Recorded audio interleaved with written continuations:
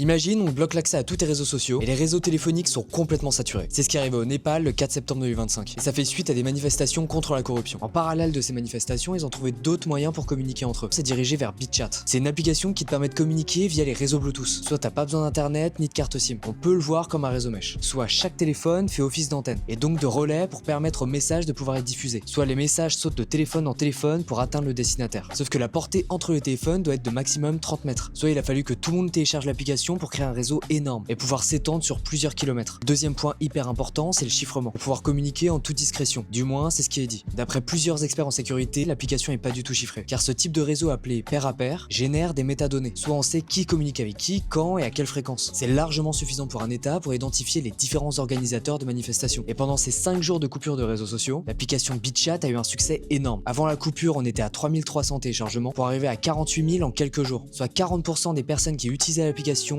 étaient au Népal. Pour contourner les restrictions du gouvernement et garder une communication fluide entre les habitants. Mais depuis la fin de la restriction des réseaux sociaux, elle n'est plus du tout utilisée. Faut vraiment la voir comme un outil en cas de crise.